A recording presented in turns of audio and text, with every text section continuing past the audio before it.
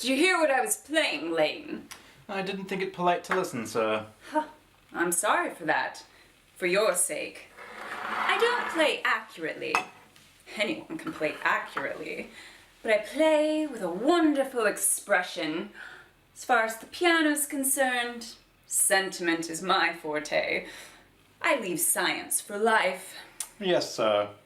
Speaking of science for life, do you have the cucumber sandwiches cut for Lady Bracknell? Yes, sir.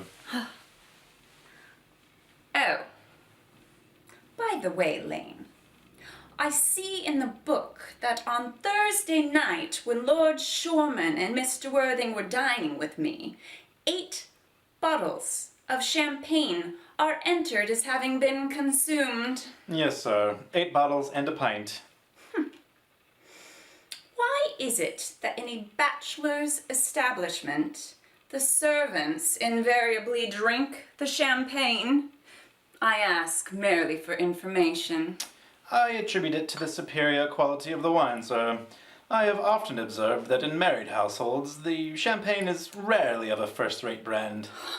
Good heavens! Is marriage so demoralizing as all that? I believe it is a very pleasant state, sir. I have very little experience of it myself up to the present. I have only been married once.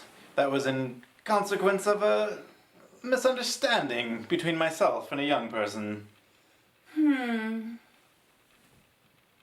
I don't know that I'm very much interested in your family life, Lane. No, sir. It is not a very interesting subject. I'd never think of it myself. Very natural, I'm sure. That will do, Lane. Thank you. Thank you, sir. Lane's views on marriage seem somewhat lax. Really? The lower orders can't set as a good example. What on earth is the use of them? They seem, as a class, to have absolutely no sense of moral responsibility. Mr. Earnest Worthing. How are you, my dear Ernest? What brings you up to town?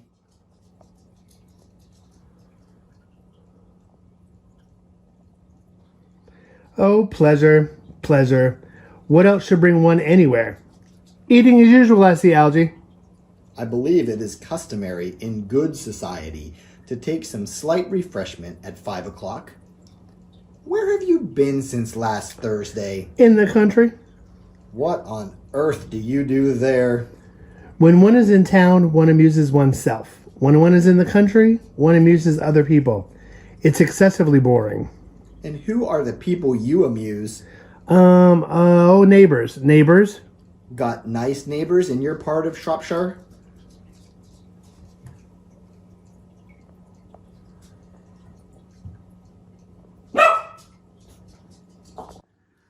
The neighbors are perfectly horrid. Never speak to one of them. How immensely you must amuse them. By the way, Shropshire is your county, is it not? Shropshire? Oh, yes, of course. Hello. Why all these cups? Why cucumber sandwiches? Why such reckless extravagances in one so young? Who is coming for tea? Oh, merely Aunt Augusta and Gwendolyn.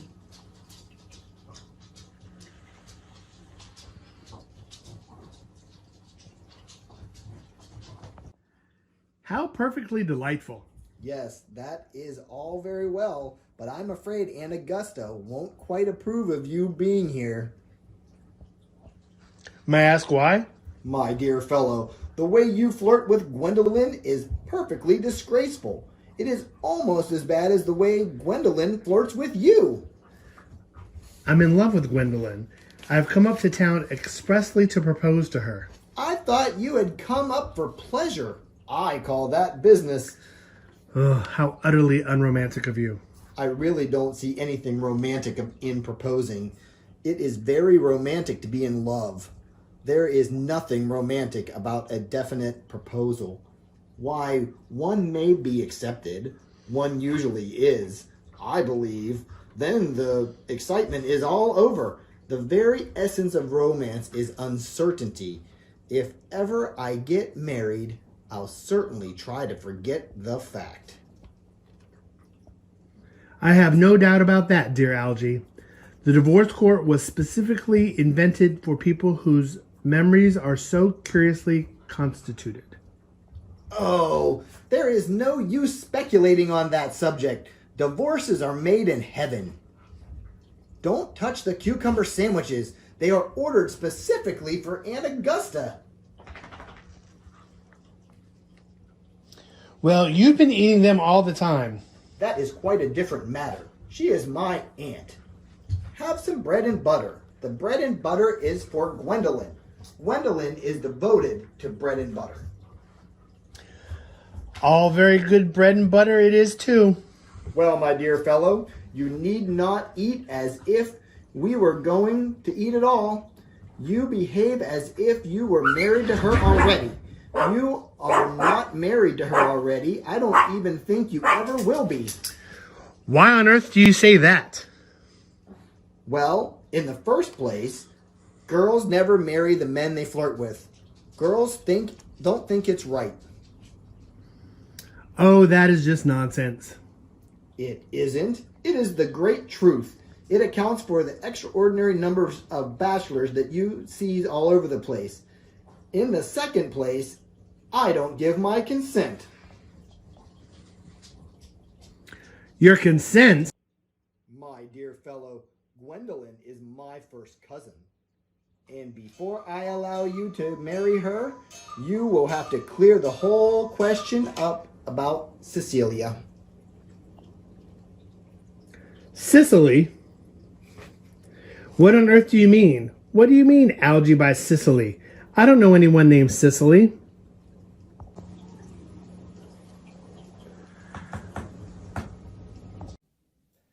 Bring me the cigarette case Mr. Worthing left in the smoking room the last time he dined here.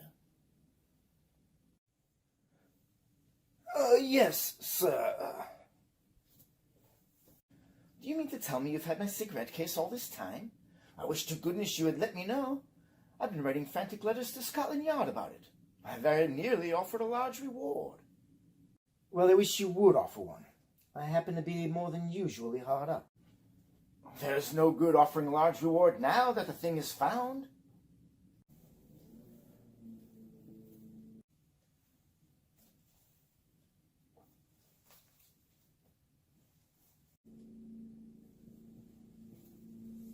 I think that is rather mean of you, Earnest, I must say.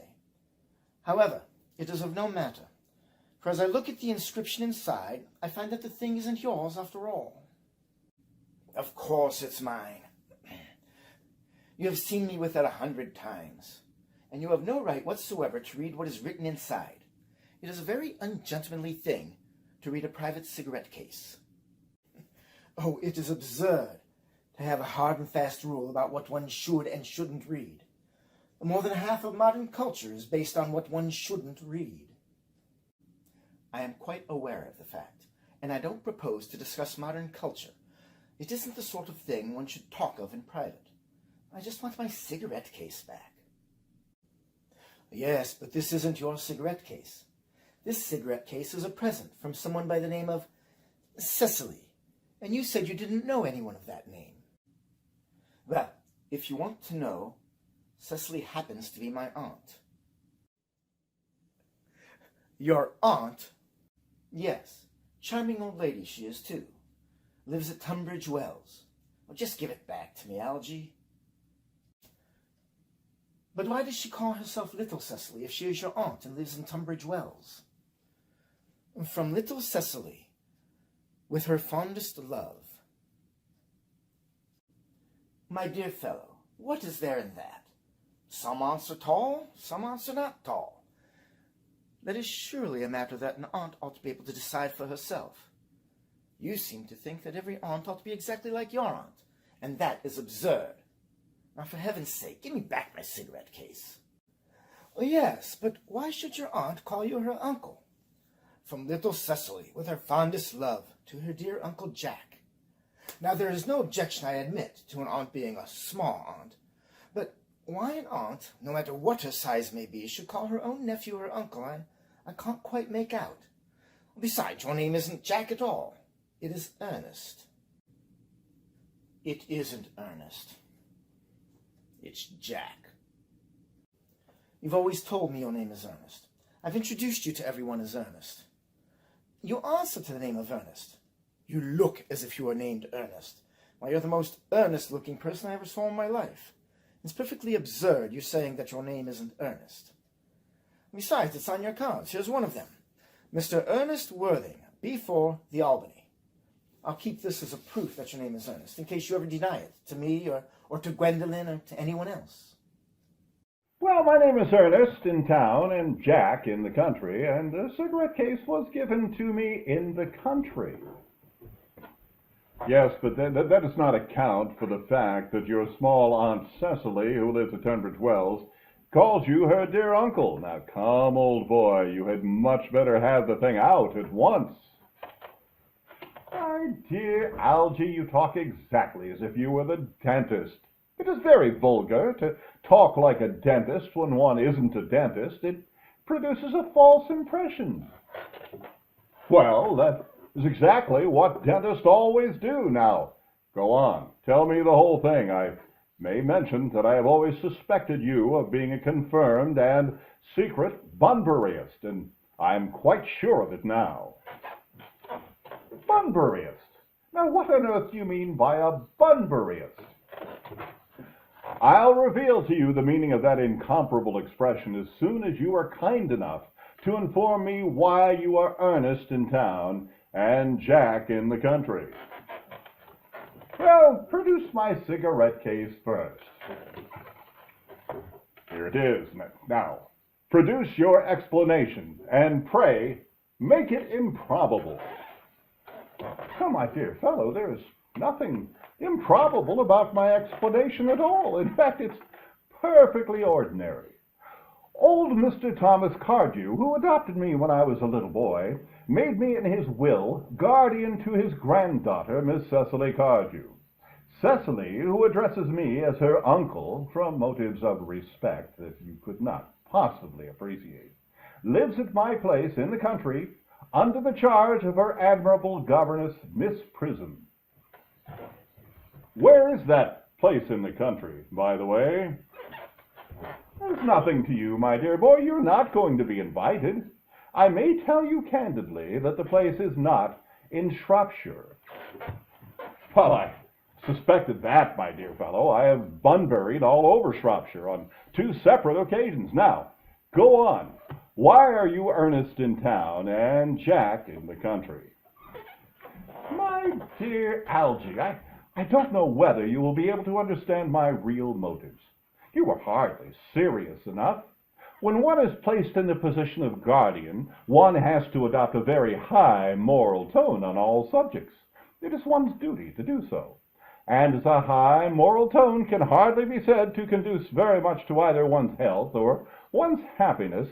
In order to get up to town, I have always pretended to have a younger brother of the name of Earnest, who lives in the Albany and gets into the most dreadful scrapes. That, my dear Algy, is the whole truth, pure and simple.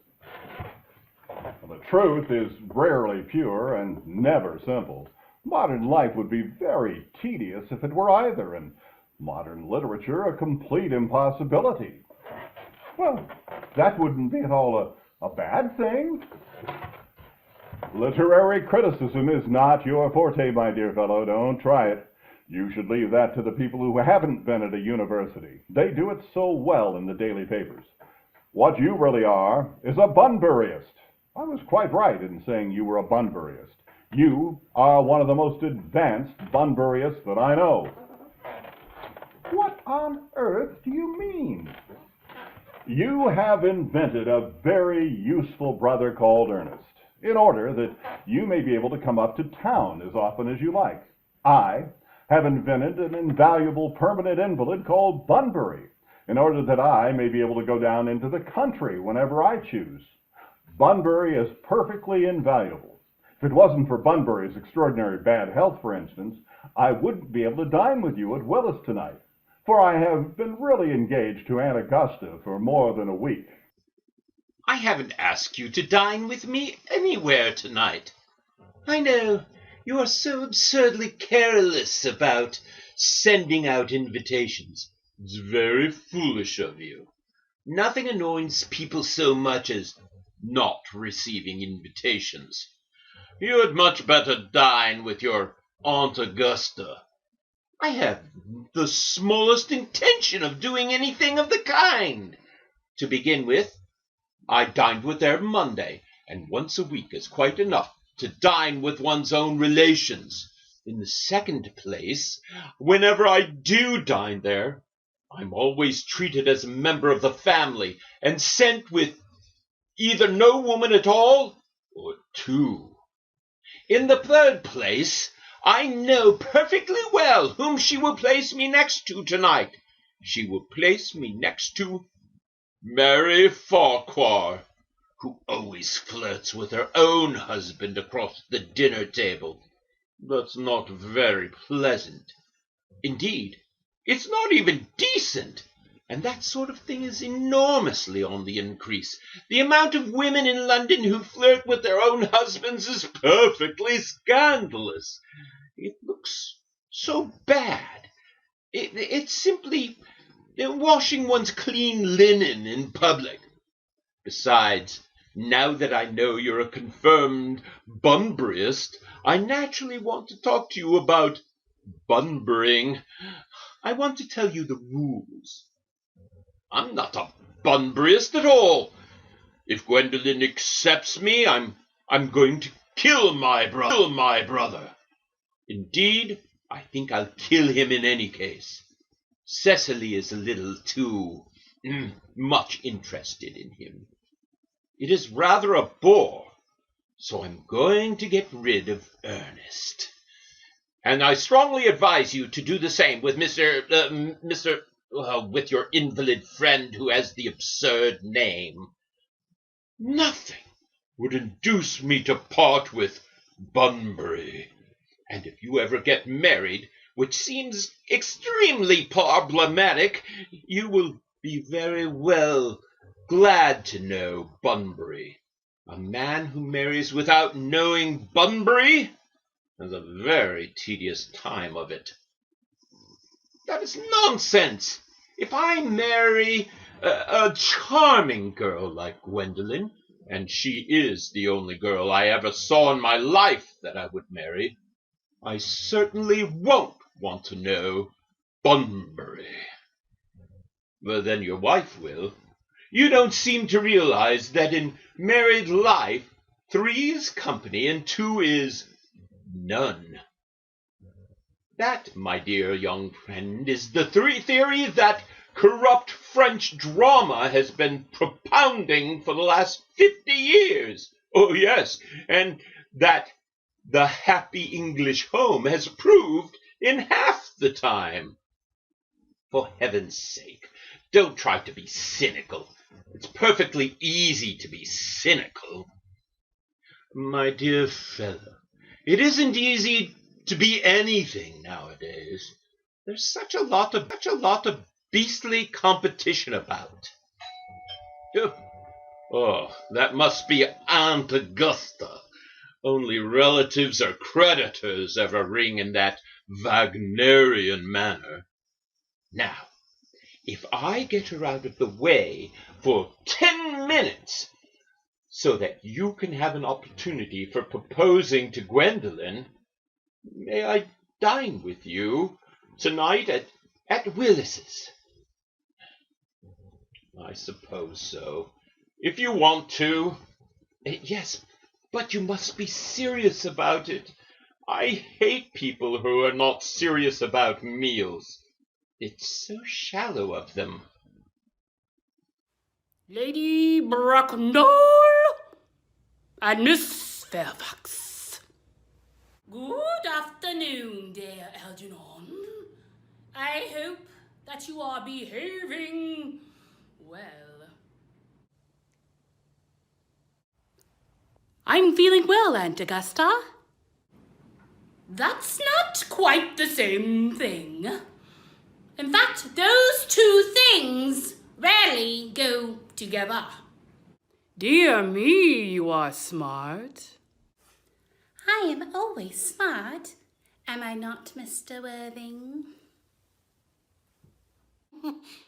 Oh, you're quite perfect, Mrs. Fairfax. Oh, I hope I am not that. It would leave no room for developments. I intend to develop in many directions.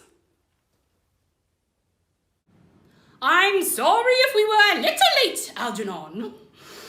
I was obliged to call on Lady Harbury.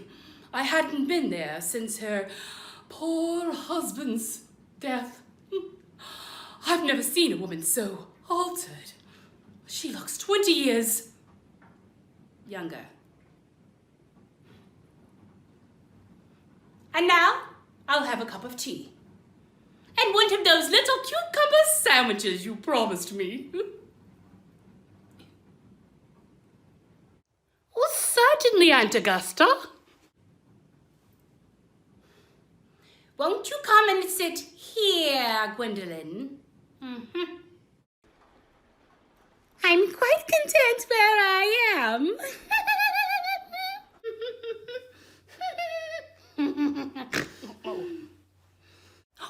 Oh, good heavens! Lane? Why are there no cucumber sandwiches? I ordered them specifically. There were no cucumbers in the market this morning, sir. I went down twice. No cucumbers? No, sir. Not even for ready money. That will do, Lane. Thank you. It really makes no matter, Algernon. I had some crumpets with Lady Harbury, who seems to me to be living entirely for pleasure now. I hear her hair has turned quite gold from grief. It certainly has changed its colour. From what cause? Oh, I cannot say. Thank you. I've quite a treat for you tonight, Algernon. I'm going to send you down with Mary Farquhar. Well, she is such a nice woman and so attentive to her husband. It's delightful to watch them. I'm afraid, Aunt Augusta, I shall have to give up the pleasure of dining with you tonight, after all. I hope not, Algernon. It would put my table completely out. Your uncle would have to dine upstairs. Fortunately, he is accustomed to that. It is a great bore, and I need hardly say a terrible disappointment to me, but the fact is I have just had a telegram to say that my poor friend Bunbury is very ill again. They seem to think I should be with him. It is very strange. This Mr. Bunbury seems to suffer from curiously bad health. Yes, poor Bunbury is a dreadful invalid. Well, I must say, Algernon, that I think it is high time that Mr. Bunbury made up his mind whether he was going to live or to die.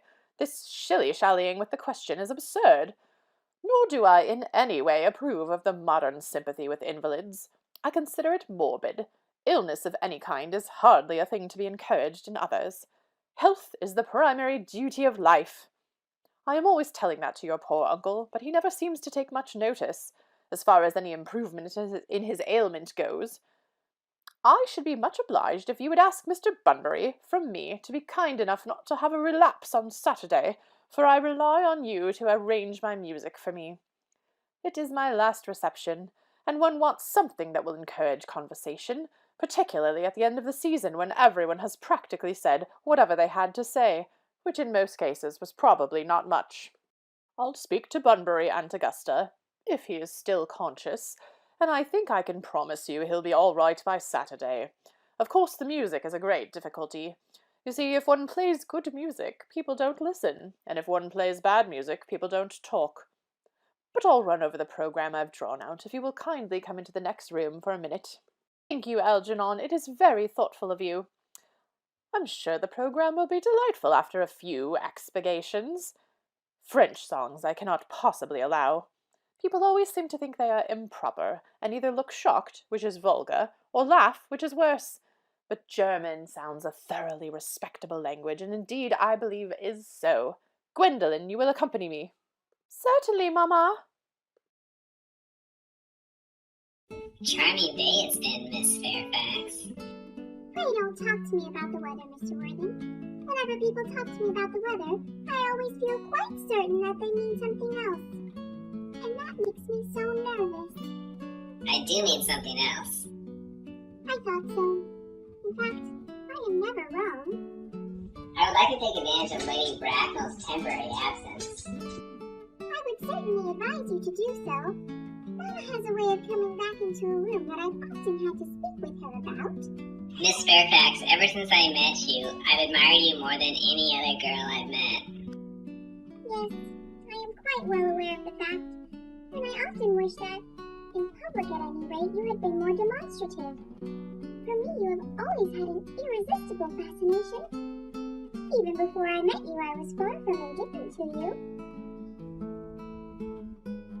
We live, as I hope you know, Mr. Worthing, in an age of ideals.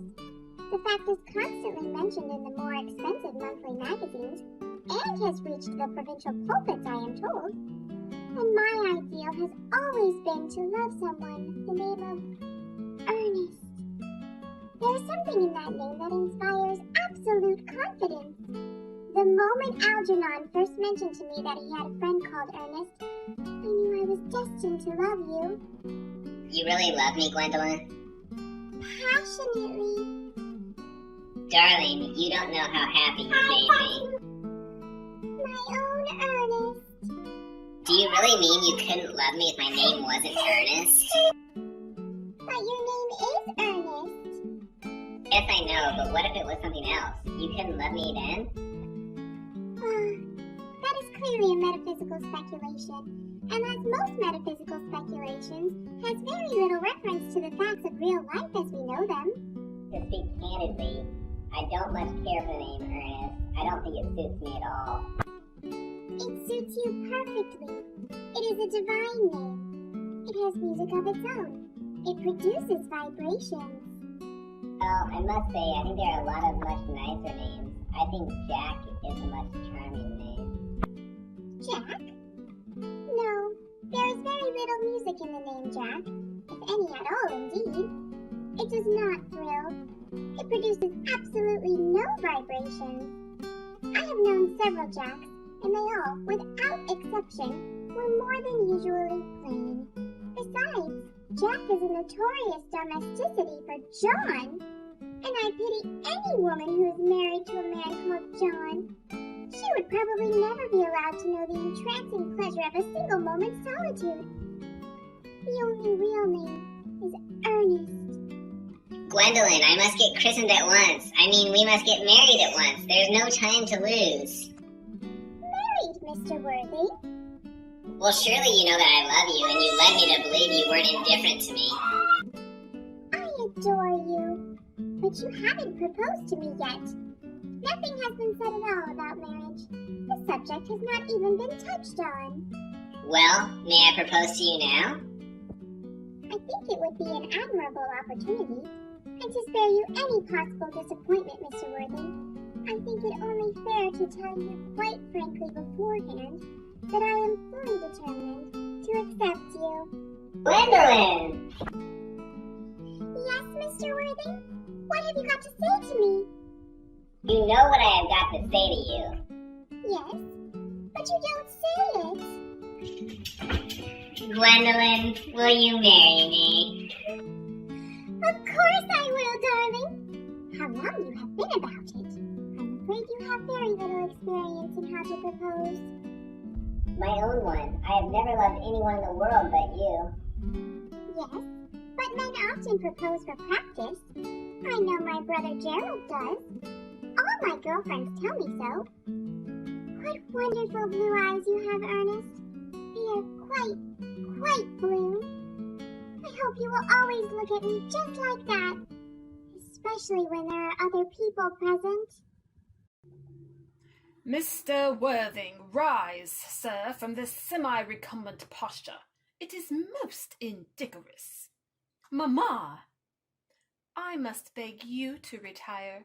This is no place for you. Besides, Mr. Worthing has not quite finished yet. Finished what, may I ask? I'm engaged to Mr. Worthing, Mamma. Pardon me, you are not engaged to anyone. When did you do become engaged to someone, I or your father, should his health permit, will inform you of the fact. An engagement should come to a young girl as a surprise, pleasant or unpleasant as the case may be. It is hardly the matter she can be allowed to arrange for herself. And for now I have a few questions to put to you, Mr. Worthing. While I'm making these inquiries, you, Gwendolen, will wait for me below in the carriage. Mamma! In the carriage, Gwendolen.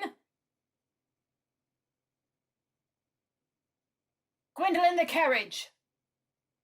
Yes, Mamma. You may take a seat, Mr. Worthing. Thank you, Lady Bracknell. I prefer standing. I feel bound to tell you that you are not down on my list of eligible young men, although I have the same list as dear Duchess of Bolton has. We work together, in fact. However, I am quite ready to enter your name should you answers be what really affectionate mothers require. Do you smoke? Well, yes, I admit I smoke. I am glad to hear it. A man should always have an occupation of some kind. There are far too many idle men in London as it is. How old are you? 29?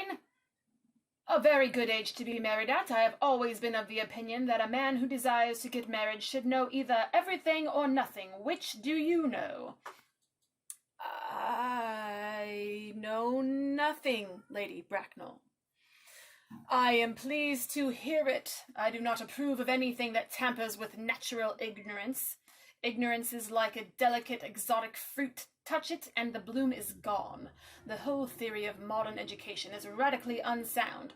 Fortunately, in England, at any rate, education produces no effect whatsoever. If it did, it would prove a serious danger to the upper classes, and probably lead to acts of violence in Grosvenor Square. What is your income? Between 7,000 and 8,000 a year. In land or investments? Chiefly in investments. That is satisfactory. What between the duties and expected of one during one's lifetime, the duties exacted from one after one's death, land has ceased to be either profitable or pleasure. It gives one position and prevents one from keeping it up. It is all that can be said about land. I have a country house with some land, of course, attached to it, about 1,500 acres. I believe, but I don't depend on it for my real income. In fact, as far as I can make out, the poachers are the only one who make anything out of it. A country house? How many bedrooms? That point can be cleared up afterwards. You have a townhouse, I hope? A girl with a simple, unspoiled nature like Gwendolen could hardly be expected to reside in the country.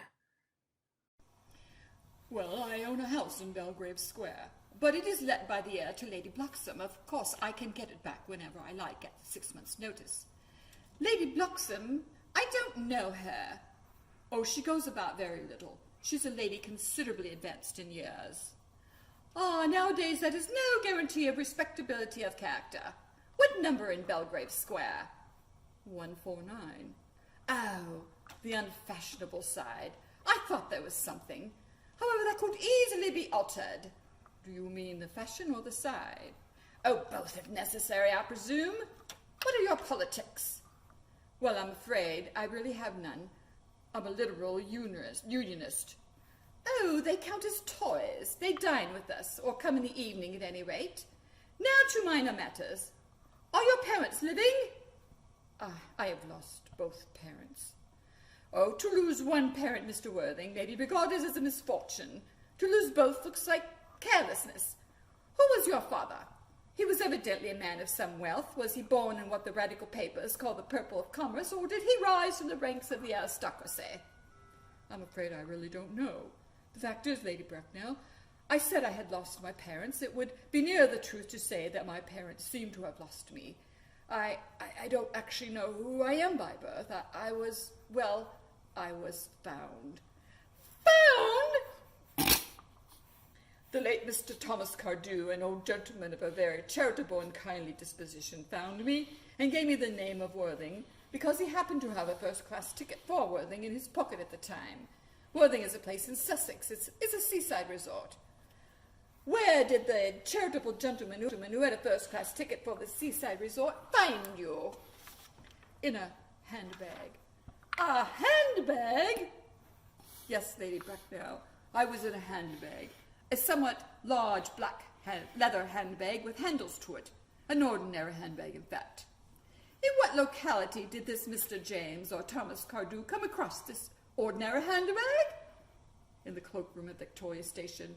It was given to him in mistake for his own. The cloakroom at Victoria Station? Yes, the Brighton line. Oh, the line is immaterial, Mr. Worthing. I confess I feel somewhat bewildered by what you have just told me. To be born, at any rate bred, in a handbag, whether it had handles or not, seems to me to display a contempt for the ordinary decencies of family life that reminds one of the worst excesses of the French Revolution. And I presume you know what that unfortunate movement led to? As for the particular locality in which the handbag was found, a cloakroom at a railway station might serve to conceal a social indiscretion, has probably indeed been used for that purpose before now. But it could hardly be regarded as an assured basis for recognized position in good society. May I ask you then, what would you advise me to do? I need hardly say that I would do anything in the world to ensure Gwendolyn's happiness. I would strongly advise you, Mr. Worthing, to try and acquire some relations as soon as possible, and to make a definite effort to produce, at any rate, one parent of either sex, before the season is quite over. Well, I don't see how I could possibly manage to do that. I can produce the handbag at any moment. It's in my dressing room at home. I really think that should satisfy you, Lady Bracknell. Me, sir? What is it to do with me? You can hardly imagine that I and Lord Bracknell would dream of allowing our only daughter, a girl brought up with the utmost care, to marry into a cloakroom and form an alliance with a parcel? Good morning, Mr. Worthing. Good morning.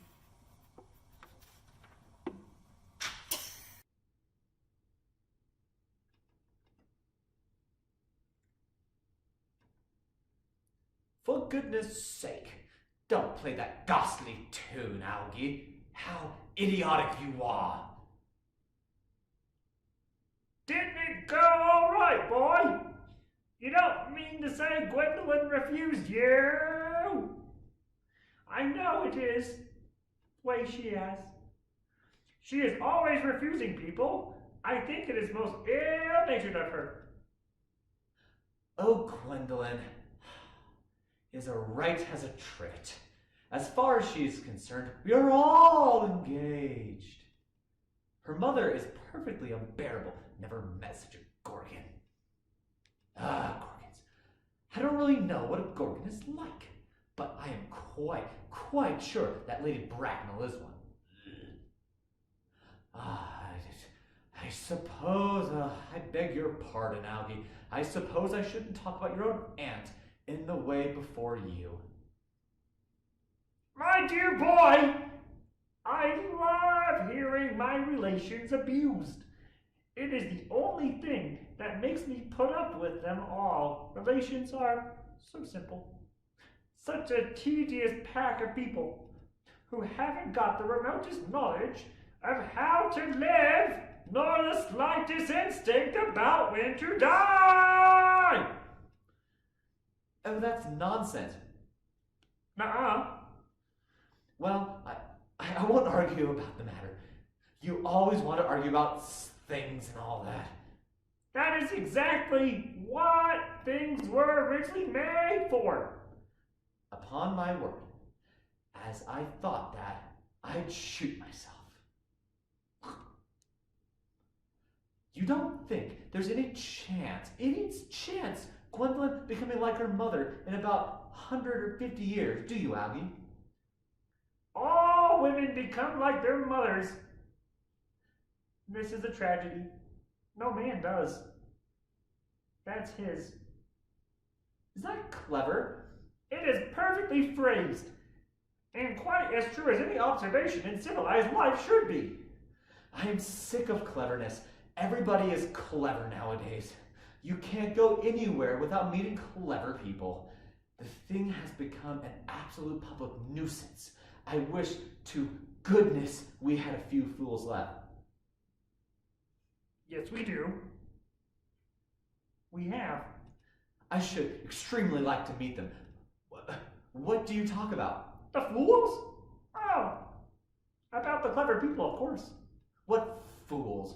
By the way, did you tell Gwendolyn the truth about you being Ernest in town and Jack in the country? My dear fellow, the truth is quite the sort of thing no one tells to a nice, sweet, refined girl. What extraordinary ideas have about the way to behave to a woman. The only way to behave to a woman is to make love to her. Bam, bam, bam, bam. If she's pretty. And if someone else, if she's a pain. Oh, goodness. What about your brother? What about the profligate Earnest? Oh, before the end of the week I shall have got rid of him. I'll say he died in Paris of apoplexy.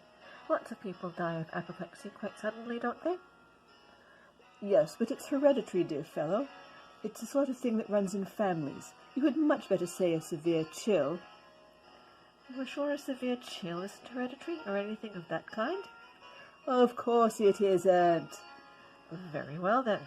My poor brother Ernest is carried off suddenly in Paris by a severe chill. That gets rid of him.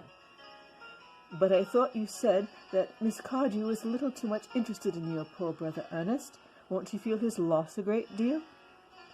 Oh, that is all right. Cecily is not a silly romantic girl, I'm glad to say. She has got a capital appetite, goes long walks, and pays no attention at all to her lessons. I would rather like to see Cecily. I will take a very good care you never do. She is excessively pretty, and she is only just 18. Have you told Gwendolen yet that you have an excessively pretty ward who is only just 18? Oh, one doesn't blurt these things out to people. Cecily and Gwendolen are perfectly certain to be extremely great friends. I bet you anything you like that half an hour after they have met, they will be calling each other sister. Women only do that when they have called each other a lot of other things first. Now, my dear boy, if we want to get a good table at Willis's, we really must go and dress. Do you know it is nearly 7? Oh, it is always nearly 7. Well, I'm hungry. I never knew you when you weren't. What shall we do after dinner? Go to a theatre? Oh no, I loathe listening. Well, let us go to the club. Oh no, I hate talking. Well, we might trot round to the Empire at 10. Oh no, I can't bear looking at things. It is so silly. Well, what shall we do? Nothing. It is awfully hard work doing nothing. However, I don't mind hard work when there is no definite object of any kind. Miss Fairfax. Gwendolen, upon my word. Algy, kindly turn your back. I have something very particular to say to Mr. Worthing. Really, Gwendolen, I don't think I can allow this at all. Algy, you always adopt a strictly immoral attitude towards life. You are not quite old enough to do that. My own darling. Ernest, we may never be married. From the expression on Mama's face, I fear we never shall. Few parents nowadays pay any regard to what their children say to them. The old-fashioned respect for the young is fast dying out. Whatever influence I ever had over Mama, I lost at the age of 3. But although she may prevent us from becoming man and wife, and I may marry someone else, and marry often, nothing she can possibly do can alter my eternal devotion to you. Dear Gwendolen, the story of your romantic origin, as related to me by my Mama, with unpleasing comments, has naturally stirred the deeper fibers of my nature. Your Christian name has an irresistible fascination. The simplicity of your character makes you exquisitely incomprehensible to me. Your town address is at Albany, I have. What is your address in the country? The Manor House, Woolton, Hertfordshire. There is a good postal service, I suppose. It may be necessary to do something desperate. That, of course, will require serious consideration. I will communicate with you daily. My own one. How long do you remain in? Till Monday. Monday. Good. Algie, you may turn around now. Thanks, but I've turned around already. You may also ring the bell. You will let me see you to your carriage, my own darling. Certainly. I will see Miss Fairfax out. Yes, sir. A glass of sherry, Lane. Yes, sir. Tomorrow, Lane, I'm going bunburying. Yes, sir. I shall probably not be back till Monday. You can put up my dress clothes, my smoking jacket, and all the Bunbury suits. Yes, sir. I hope tomorrow will be a fine day, Lane. It never is, sir. Lane, you're a perfect pessimist. I do my best to give satisfaction, sir. There's a sensible, intellectual girl. The only girl I've ever cared for in my life. What on earth are you so amused at? Oh, I'm a little anxious about poor Bunbury, that is all. If you don't take care, your friend Bunbury will get into serious scrapes someday. I love scrapes. They're the only thing that are never serious. Oh, that's nonsense, Algie. You never talk anything but nonsense. Nobody ever does.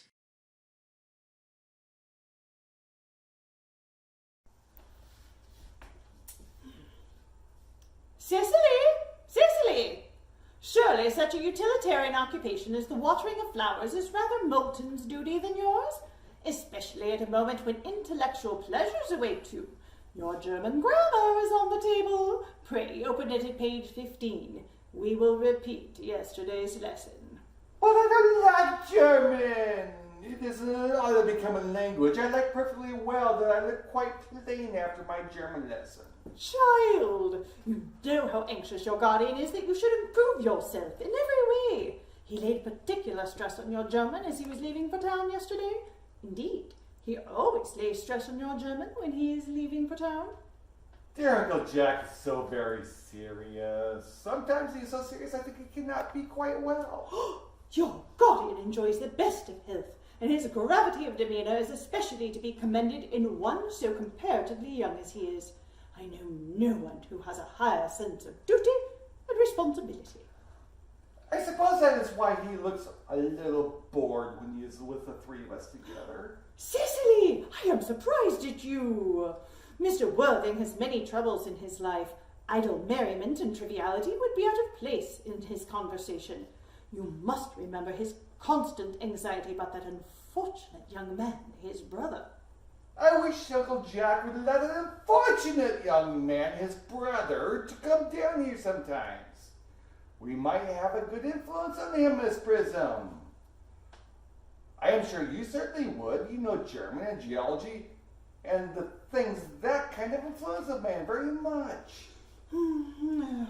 I do not think even I could produce any effect on a character that, according to his own brother's admission, is irretrievably weak and vacillating. Indeed, I am not sure that I would desire to reclaim him. I am not in favor of this modern mania for turning bad people into good people at a moment's notice. As a man sows, so let him reap.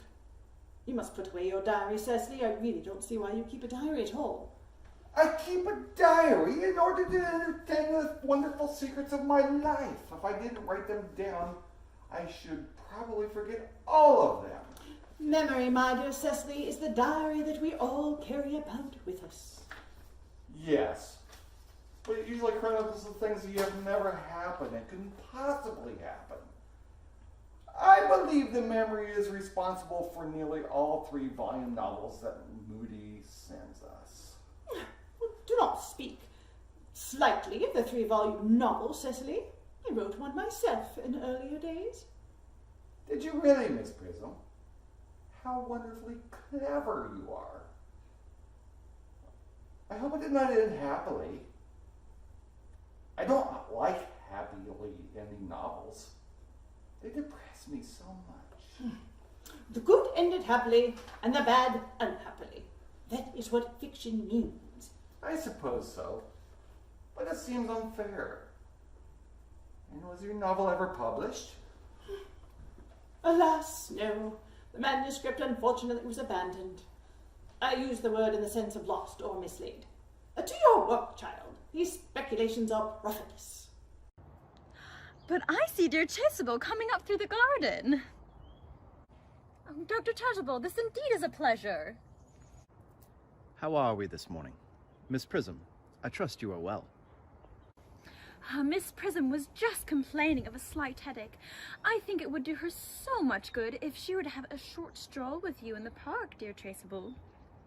Cecily, I have had no mention of having a headache. Oh no, dear Miss Prism, I know that, but I instinctively felt that you had a headache. Indeed, I was thinking about that, not about my German lesson when the rector came in. Oh, I hope, Cecily, you are not inattentive. Oh, I am afraid I am. That is strange. If I were fortunate enough to be Miss Prism's pupil, I would hang upon her lips. I spoke metaphorically. My metaphor was drawn from bees. Mr. Worthing, I suppose, has not returned from town yet. Do not expect him till Monday afternoon.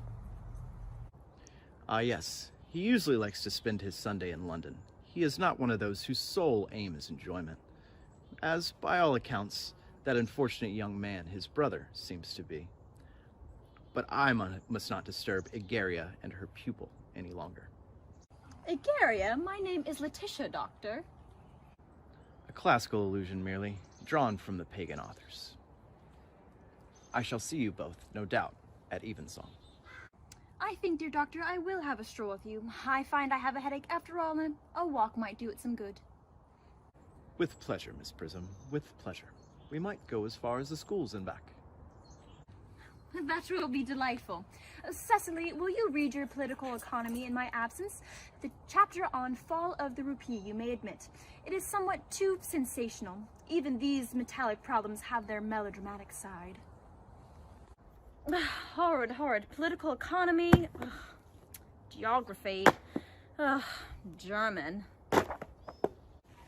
Mr. Ernest Worthing has just driven over from the station. He has brought his luggage with him. Mr. Ernest Worthing, B4, the Albany West. Uncle Jack's brother. Did you tell Mr. Worthing he is in town? Yes, miss. He seemed very much disappointed. I mentioned to him that you and Miss Prism were in the garden. He said he was anxious to speak to you privately for a moment. Ask Mr. Ernest Worthing to come here. And I suppose you better have a talk with the housekeeper about a room for him. Yes, miss. I have never met any really wicked person before. I feel rather frightened. I am afraid he will look just like everyone else. He does! You are my little cousin Cecily, I'm sure. You are under some strange mistake. I am not little. In fact, I believe I'm more than usually tall for my age. But I am your cousin Cecily. You, I see from your card, are Uncle Jack's brother, my cousin Ernest, my wicked cousin Ernest. Oh, I'm not really that wicked at all, cousin Cecily. You mustn't think I'm wicked. If you are not, then you have certainly been deceiving us all in a very inexcusable manner. I hope you have not been leading a double life, pretending to be wicked and really being good all the time. That would be hypocrisy. Oh, of course, I have been rather reckless. I am glad to hear it. In fact, now you mention the subject, I have been very bad in my own small way. I don't think you should be so proud of that, though I am sure it must have been very pleasant. It is much pleasanter being here with you. I can't understand how you are here at all. Uncle Jack won't be back till Monday afternoon. That is a great disappointment. I am obliged to go up by first train on Monday morning. I have a business appointment I am anxious to miss. Couldn't you miss it anywhere but in London? No, the appointment is in London. Well, I know, of course, how important it is not to keep a business engagement, if one wants to retain any sense of the beauty of life. But I still think you had better wait till Uncle Jack arrives. I know he wants to speak to you about your emigrating. About my what? You're emigrating. He has gone up to buy your outfit. I certainly wouldn't let Jack buy my outfit. He has no taste in neckties at all. I don't think you will require neckties. Uncle Jack is sending you to Australia. Australia? I'd sooner die. Well, he said at dinner on Wednesday night that you would have to choose between this world, the next world, and Australia. Oh, well, the accounts I've received of Australia and the next world are not particularly encouraging. This world is good enough for me, Cousin Cecily. Yes, but are you good enough for it? I'm afraid I'm not that. That is why I want you to reform me. You might make that your mission if you don't mind, Cousin Cecily. I'm afraid I've no time this afternoon. Well, would you mind my reforming myself this afternoon? It is rather quixotic of you, but I think you should try. I will. I feel better already. You are looking a little worse. Ah, that is because I am hungry. How thoughtless of me. I should have remembered that when one is going to lead an entirely new life, one requires regular and wholesome meals. Won't you come in? Thank you. Might I have a buttonhole first? I never have any appetite unless I have a buttonhole first. A miracle meal? No, I'd sooner have a pink rose. Why? Because you are like a pink rose, Cousin Cecily. I don't think it can be right for you to talk to me like that. Miss Prism never says such things to me. Then Miss Prism is a short-sighted old lady. You are the prettiest girl I ever saw. Miss Prism says that all good looks are a snare. They are a snare that every sensible man would like to be caught in. Oh, I don't think I would care to catch a sensible man. I should know what to talk to him about. You're much too alone, dear Dr. Chasuble. You should get married. A misanthrope I can understand. A womanthrope? Never. Believe me, I do not deserve so neologistic a phrase. The precept as well as the practice of the primitive church was distinctly against matrimony. That is obviously the reason why the primitive church has not lasted to the present day. And you do not seem to realize, dear doctor, that by persistently remaining single, a man converts himself into a permanent public temptation. Men should be more careful. This very celibacy leads weaker vessels astray. But is not a man equally attractive when married? No! No married man is ever attractive, except to his wife. As often I've been told, not even to her. Well, that depends on the intellectual sympathies of the woman. Maturity can always be depended on. Ripeness can be trusted. Young women are green. Oh, I spoke horticulturally. My metaphor was drawn from fruits. But where is Cicely? Perhaps she followed us to the schools. Mr. Worthing! Mr. Worthing? This is indeed a surprise. We did not look for you till Monday afternoon. I have returned sooner than I expected. Dr. Chasuble, I hope you're doing well. Dear Mr. Worthing, I trust this garb of woe does not betoken some terrible calamity. My brother. More shameful debts and extravagance. Still leading his life of pleasure. Dead. Your brother Earnest dead? Quite dead. What a lesson for him. I trust he will profit by it. Mr. Worthing, I offer you my sincere condolence. You have at least the consolation of knowing that you are always the most generous and forgiving of brothers. Poor Earnest. He had many faults, but it is sad. Sad blow. Very sad indeed. Were you out with him at the end? No, he died abroad. In Paris, in fact. I had a telegram last night from the manager of the Grand Hotel. Was the cause of death mentioned? A severe chill, it seems. As a man sows, so shall he reap. Charity, dear Miss Prism. Charity. None of us are perfect. I myself am peculiarly susceptible to drowse. Will the interment take place here? No, he seems to have expressed a desire to be buried in Paris. In Paris, I fear that hardly points to any very serious state of mind at the last.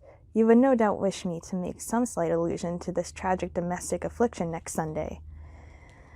My sermon on the meaning of the manna in the wilderness can be adapted to almost any occasion, joyful, or, as in the present case, distressing. I have preached it at harvest celebrations, christenings, confirmations, on days of humiliation and festal days. The last time I delivered it was in the cathedral as a charity sermon on behalf of the Society for the Prevention of Discontent among the Upper Orders. The bishop, who was present, was much struck by some of the analogies I drew. Ah, that reminds me. You mentioned christenings, I think, Dr. Chasuble. I suppose you know how to christen all right? I mean, of course, you are continually christening, aren't you? It is, I regret to say, one of the rector's most constant duties in this parish. I have often spoken to the poorer classes on the subject, but they don't seem to know what thrift is. But is there any particular infant in whom you are interested, Mr. Worthing? Your brother was, I believe, unmarried, was he not? Oh, yes. People who live entirely for pleasure usually are. But it is not for any child, dear doctor. I am very fond of children. No, the fact is I would like to be christened myself this afternoon, if you have nothing better to do. But surely, Mr. Worthing, you have been christened already. I don't remember anything about it. But have you any grave doubts on the subject? I certainly intend to have. Of course, I don't know if the thing would bother you in any way, or if you think I'm a little too old now. Not at all. The sprinkling and indeed the immersion of adults is a perfectly canonical practice. Immersion? You need have no apprehensions. Sprinkling is all that is necessary, or indeed I think advisable. Our weather is so changeable. At what hour would you wish the ceremony performed? Oh, I might trot around about 5 if that would suit you. Perfectly, perfectly. In fact, I have 2 similar ceremonies to perform at that time. A case of twins that occurred recently in one of the outlying cottages on your own estate. Poor Jenkins the carter, a most hard-working man. Oh, I don't see much fun in being Christian along with other babies. It would be childish. Would 5:30 do? Admirably, admirably. And now, dear Mr. Worthing, I will not intrude any longer into a house of sorrow. I would merely beg you not to be too much bowed down by grief. What seem to us bitter trials are often blessings in disguise. This seems to me a blessing of an extremely obvious kind. Uncle Jack, oh, I am so pleased to see you back, but what horrid clothes you have got on. Do go and change them. Cecily! My child, my child!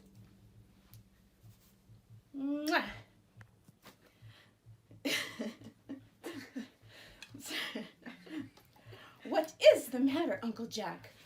Do look happy. You look as if you had a toothache. And I have got such a surprise for you. Who do you think is in the dining room? Your brother! Who? Your brother, Ernest. He arrived about half an hour ago. What nonsense. I haven't got a brother. Cecily, oh, don't say that. However badly he may have behaved to you in the past, he is still your brother. You couldn't be so heartless as to disown him. I'll tell him to come out. And you will run shake hands with him, won't you, Uncle Jack? These are very joyful tidings. After we had all been resigned to his loss, this sudden return seems to me peculiarly distressing. My brother is in the dining room? I don't know what it all means. I think it's perfectly absurd.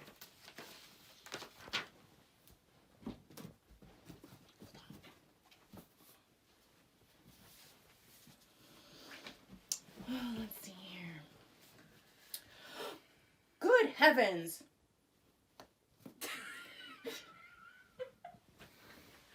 Brother Jack, I have come down from town to tell you that I am very sorry for all the trouble I have given you, and that I intend to lead a better life in the future.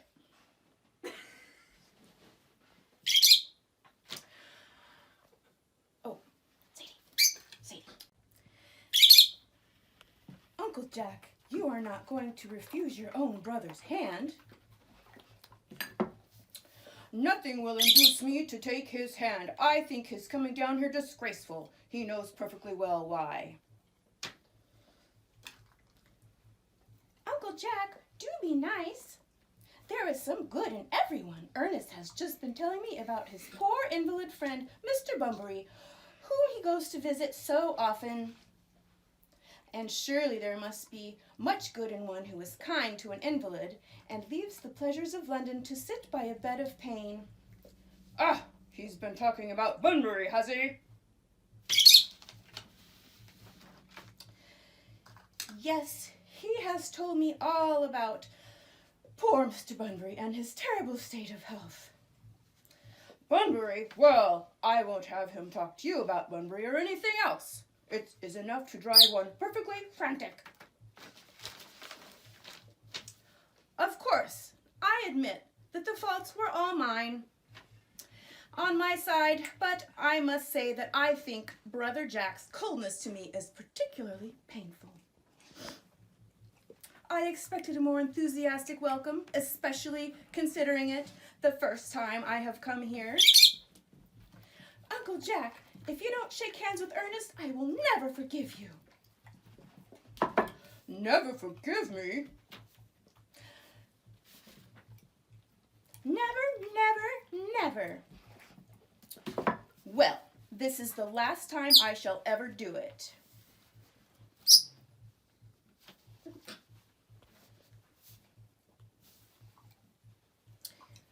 It's pleasant, is it not, to see so perfect a reconciliation. I think we might leave the two brothers together. Cecily, you will come with us.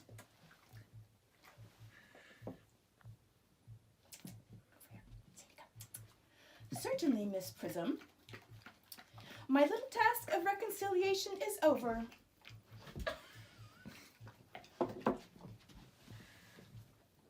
You have done a beautiful action today, dear child.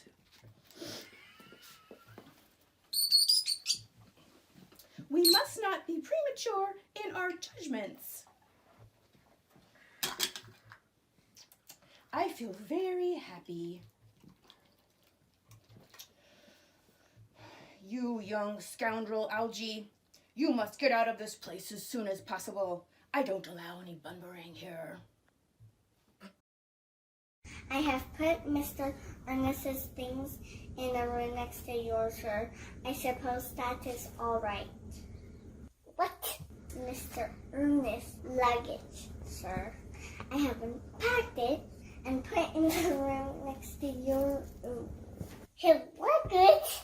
Yes, sir. 3 portmanteaux, a dressing case, 2 hat boxes, and a large luncheon basket. I am afraid I can't stay more than a week this time. Millerman, order the dog car at once. Mr. Earnest answered me. Bid back to Yes, sir. What a fearful liar you are, Jack. I have not been called back to town at all. Yes, you I haven't heard anyone call me. You duty, and you did to me, cousin Becky. My duty as a gentleman has never interfered with my pleasure in the smallest degree. I can climb the door. Well, Cicely is darling. You will not talk much colder like that. I don't like it. Well, I don't like your clothes. You look perfectly ridiculous in them. Why on earth don't you go up and change? It is perfectly childish to be in deep mourning for a man who is actually staying for a whole week with you in your house as a guest. I call it grotesque. You shouldn't be not staying with me for a whole week as a guest or anything else. You've got to leave. 5 hours train. I certainly won't leave so long as you are in mourning. It would be most unfriendly. If I were in mourning, you would stay with, I suppose. I should think it very uncommon if you did. Well, will you go or attend my club? Yes, if you're not too wrong. I never saw anybody take so long to dress and with such little result. Well, anyway, that is better than always overdressed as you are. If I am occasionally a little overdressed, I make up for it by only being a minute over-educated. You vanity ridiculous. You conduct outrage, and you present in my garden absurd. However, your God catch your first five, and I hope your present journey back to town. Just one boon, as you call it, not been great success for you. I think it has been a great success. I am in love with Cicely, and that is everything. But I must see her before I go and make a ring for another Bunbury. Ah, there she is. Oh, I nearly came back to water the roses. I thought you were for Uncle Jack. He's gone to order the dome cot for me. Oh, is he going to take you for a nice drive? He's going to send me away. Then have we got the part? I'm afraid so. It's a very painful part. It is always painful to part from people who one have known for a very brief space of time. The absolute one can adore with equanimity. Even a momentary separation from anyone to whom one has just been introduced, almost unbearable. Thanks. The dog cart is at the door, sir. It can wait, Merriman, for 5 minutes. Yes, miss. I hope, Cecily, I shall not offend you if I state quite frankly and openly that you seem to me to be in every way the visible personification of absolute perfection. I think your frankness does you great credit, Ernest. If you will allow me, I will copy your remarks into my diary. Do you really keep a diary? I'd give anything to look at it. May I? Oh, no. You see, it is simply a very young girl's record of her own thoughts and impressions, and consequently meant for publication. When it appears in volume form, I hope you will order a copy. But pray, Ernest, don't stop. I delight in taking down from dictation. I have reached absolute perfection. You can go on. I am quite ready for more. Oh, don't cough, Ernest. When one is dictating, one should speak fluently and not cough. Besides, I don't know how to spell a cough. Cecily, ever since I first looked upon your wonderful and incomparable beauty, I have dared to love you wildly, passionately, devotedly, hopelessly. I don't think you should tell me that you love me wildly, passionately, devotedly, hopelessly. Hopelessly doesn't seem to make much sense, does it? Cecily. The dog cart is waiting, sir. Tell it to come round next week at the same hour. Yes, sir. Uncle Jack would be very much annoyed if he knew you were staying on till next week at the same hour. Oh, I don't care about Jack. I don't care for anybody in the whole world but you. I love you, Cecily. You will marry me, won't you? You silly boy, of course. Why, we have been engaged for the last 3 months. For the last 3 months? Yes, it will be exactly 3 months on Thursday. But how did we become engaged? Well, ever since dear Uncle Jack first confessed to us that he had a younger brother who was very wicked and bad, you of course have formed the chief topic of conversation between myself and Miss Prism. And of course a man who is much talked about is always very attractive. One feels there must be something in him after all. I dare say it was foolish of me, but I fell in love with you, Ernest. Darling, and when was the engagement actually settled? On the 14th of February last. Worn out by your entire ignorance of my existence, I determined to end the matter one way or the other, and after a long struggle with myself, I accepted you under this dear old tree here.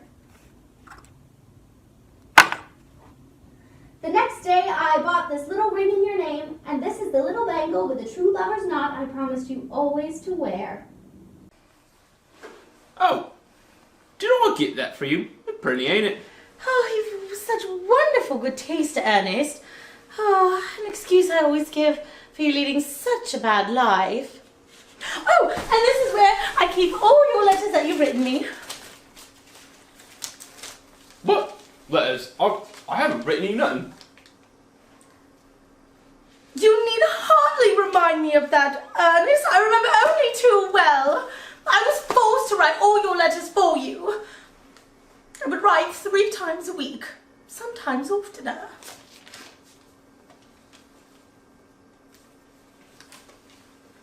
Oh, do let me read those, Cicely. Oh, I couldn't possibly. They would make you far too conceited. Oh, the 3 you wrote me after I broke off our engagement are so beautiful and so badly spelled that even now I can hardly read them without crying a little.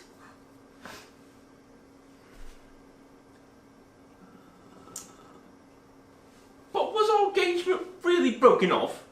Of course it was, on the 22nd of last March. You can see the entry if you like. Here. Today I broke off the engagement with Earnest. I feel it right to do so. The weather was so charming. Well, I don't remember you wronging you in no fashion or form. It's really such a bummer that it was a charming day, Well, it wouldn't have been a very serious engagement now, would it? If I hadn't at least broken it off, at least once. But don't worry, darling. I forgave you before the week was out. Cicely, you darling little angel. Oh, you dear romantic boy.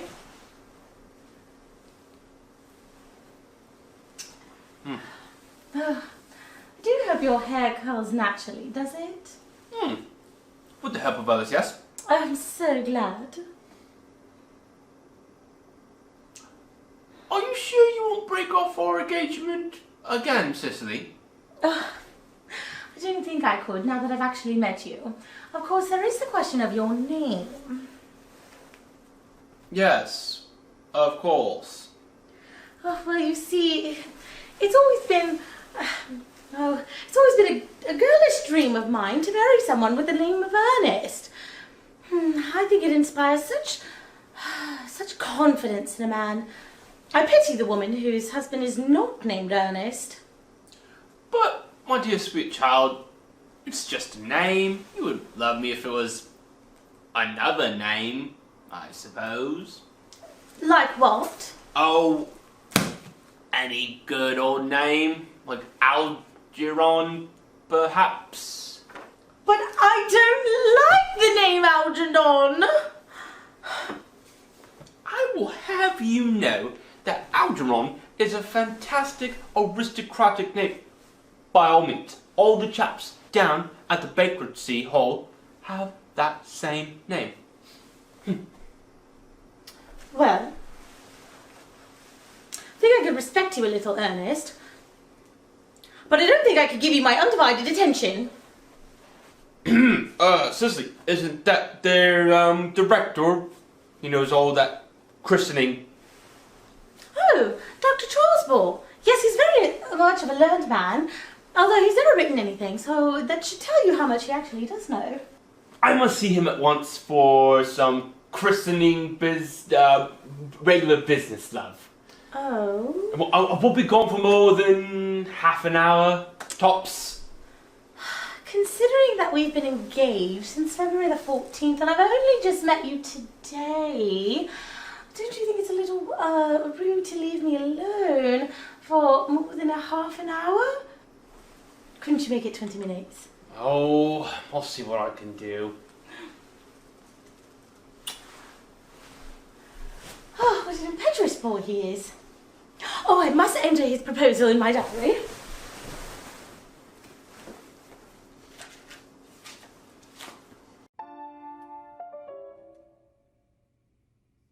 Miss Fairfax. Pray let me introduce myself to you. My name is Cecily Cardew. Cecily Cardew. What a very sweet name. Something tells me that we are going to be great friends. I like you already, more than I can say. My first impressions of people are never wrong. How nice of you to like me so much after we've known each other such a comparatively short time. Pray sit down. I may call you Cecily, may I not? With pleasure. And you will always call me Gwendolen, won't you? If you wish. Then that is all quite settled, is it not? I hope so. Perhaps this might be a favorable opportunity for my mentioning who I am. My father is Lord Bracknell. You have never heard of him, I suppose. I don't think so. Outside the family circle, Papa, I am proud to say, is entirely unknown. I think that is as it should be. The home seems to me to be the proper sphere for a man, and certainly once a man begins to neglect his domestic duties, he becomes painfully effeminate, does he not? And I don't like that. It makes men so very attractive. Cecily, Mamma, whose views on education are remarkably strict, has brought me up to be extremely short-sighted. It is part of her system. So, do you mind my looking at you through my glasses? Oh, not at all, Gwendolen. I am very fond of being looked at.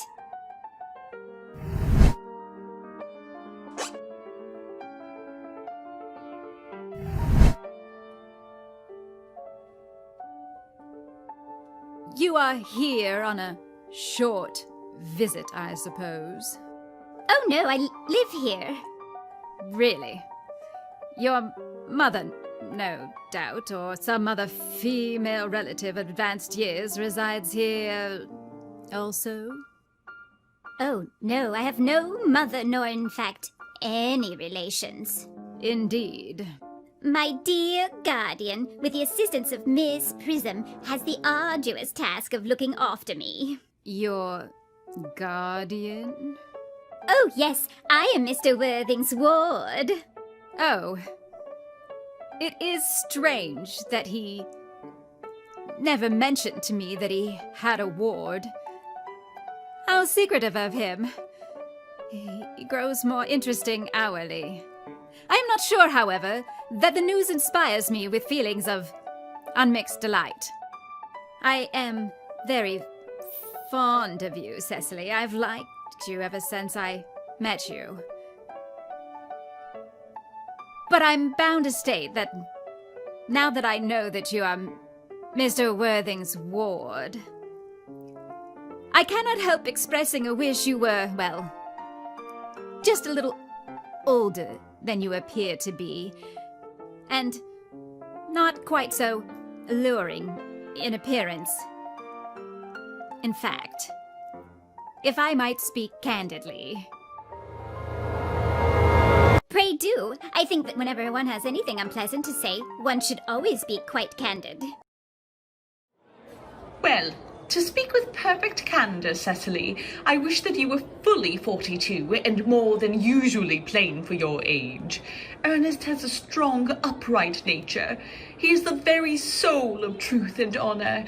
Disloyalty would be as impossible to him as deception. But even men of the noblest possible moral character are extremely susceptible to the influence of the physical charms of others. Modern, no less than ancient history, supplies us with many most painful examples of what I refer to. If it were not so, indeed, history would be quite unreadable. I beg your pardon, Gwendolen. Did you say Ernest? Yes. Oh, but it is not Mr. Ernest Worthing who is my guardian. It is his brother, his elder brother. Ernest never mentioned to me that he had a brother. I am sorry to say that they have not been on good terms for a long time. Ah, that accounts for it. And now that I think of it, I have never heard any man mention his brother. The subject seems distasteful to most men. Cecily, you have lifted a load from my mind. I was growing almost anxious. It would have been terrible if any cloud had come across a friendship like ours, would it not? Of course, you are quite sure that it is not Mr. Ernest Worthing who is your guardian? Quite sure. In fact, I am going to be his. I beg your pardon? Dearest Gwendolen, there is no reason why I should make a secret of it to you. Our little country newspaper is sure to chronicle the fact next week. Mr. Ernest Worthing and I are engaged to be married. My darling Cecily, I think there must be some slight error. Mr. Ernest Worthing is engaged to me. The announcement will appear in the Morning Post on Saturday at the latest. I am afraid you must be under some misconception. Ernest proposed to me exactly 10 minutes ago. It is certainly very curious, for he asked me to be his wife yesterday afternoon at 5:30. If you would care to verify the incident, pray do so. I never travel without my diary. One should always have something sensational to read in the train. I am so sorry, dear Cecily, if it is any disappointment to you, but I am afraid I have the prior claim. It would distress me more than I can tell you, dear Gwendolen, if it caused you any mental or physical anguish, but I feel bound to point out that since Ernest proposed to you, he clearly has changed his mind. If the poor fellow has been entrapped into any foolish promise, I shall consider it my duty to rescue him at once and with a firm hand. Whatever unfortunate entanglement my dear boy may have got into, I will never reproach him with it after we are married. Do you allude to me, Miss Cardew, as an entanglement? You are presumptuous. On an occasion of this kind, it becomes more than a moral duty to speak one's mind. It becomes a pleasure. Do you suggest, Miss Fairfax, that I entrapped Ernest into an engagement? How dare you? This is no time for wearing this shallow mask of manners. When I see a spade, I call it a spade. I am glad to say that I have never seen a spade. It is obvious that our social spheres have been widely different.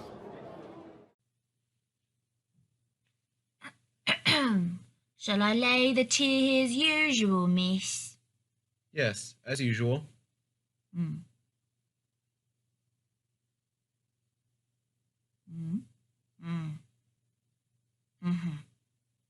Are there many interesting walks in the vicinity, Miss Cardew?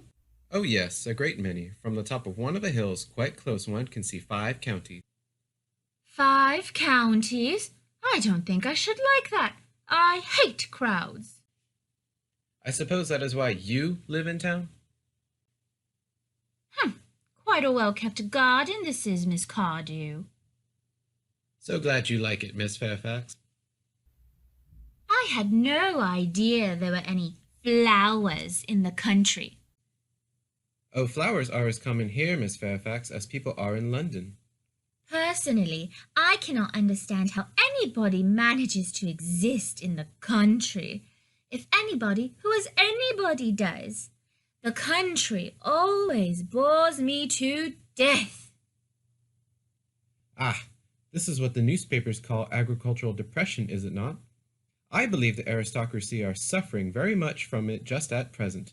It is almost an epidemic amongst them, I have been told. May I offer you some tea, Miss Fairfax? Thank you. Ugh.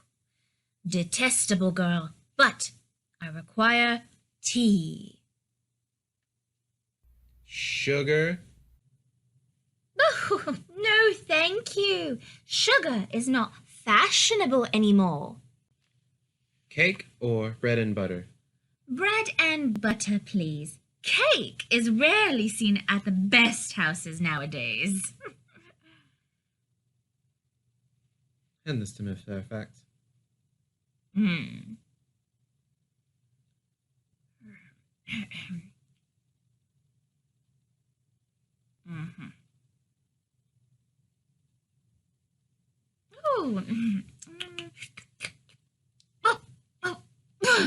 You have filled my tea with lumps of sugar, and though I asked most distinctly for bread and butter, You have given me cake! I am known for the gentleness of my disposition and the extraordinary sweetness of my nature, but I warn you, Miss Cardew, you may go too far!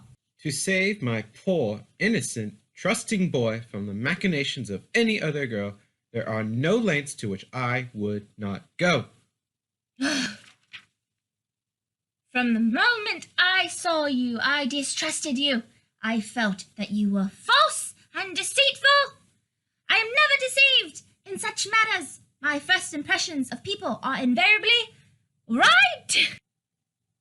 It seems to me, Miss Fairfax, that I am trespassing on your valuable time.